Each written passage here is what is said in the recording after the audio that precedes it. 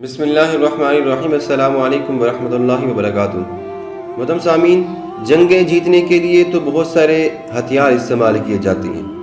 جنگیں جیتنے کے لیے تو بہت ساری تکنیکی حکمت عملی کا سامنا کیا جاتا ہے، حکمت عملی کو اپنایا جاتا ہے، مگر صحابہ کرام نبی کریم صلی اللہ علیہ وسلم کے ساتھ ہی آپ جنگی حکمت عملی کو کیسے اپنایا کرتے تھے، آج کی ویڈیو میں ہم اسی بارے میں بات کریں گے۔ صحابہ تو ایسے کہ جو دریا بھی نہ چھوڑتے تھے، وہ جو دریاؤں میں بھی اپنے گھوڑوں کو اتار لیا کرتے تھے۔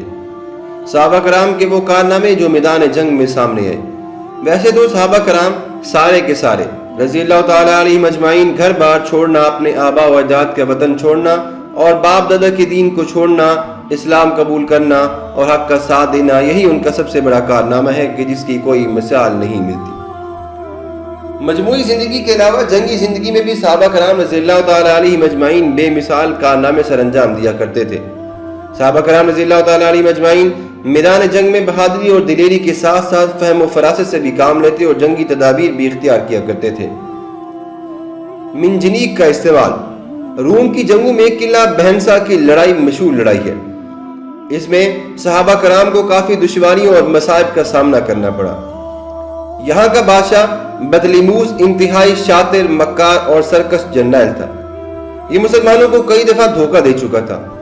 مسلسل لڑائی کے بعد بالآخر اس سے صلح تو ہو گئی، لیکن حضرت خالد بن ولید رضی اللہ تعالیٰ عنہ کو اس پر پورا اعتماد نہیں تھا۔ آپ نے 200 صحابہ کرام کو قلعے کے اندر متعین فرما دیا۔ بطلیموس صحابہ کو ضرورت کی ہر چیز مہیا کرتا اور اعتماد دلاتا رہتا اور ساتھ ہی سامان رسد بھی قلعے کے اندر جمع کرتا رہتا۔ 2 ماہ میں اس نے کافی حد تک صحابہ کرام کو مطمئن کیا اور سامان رسد بھی مکمل کر لیا، لیکن پھر دوبارہ بغاوت کر دی۔ اندر جتنے صحابہ تھے سب کو سوتے میں زنجیروں میں جکڑ دیا اور باہر کی فوج پر عام حملہ کر دیا۔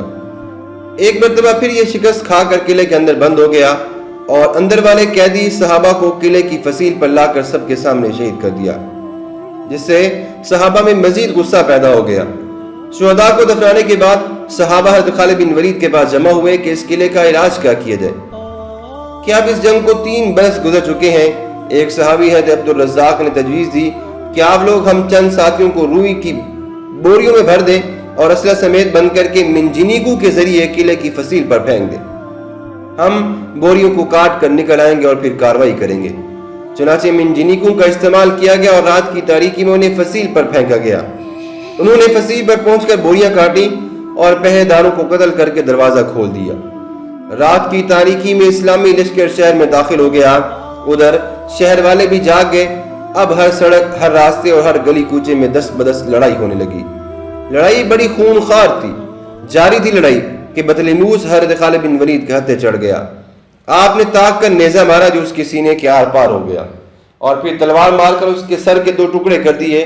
کفار کے 30,000 آدمی مارے گئے اور 20,000 آدمی گرفتار ہوئے اور روم میں کفار کی کمر جو ہے وہ ٹوٹ گئی۔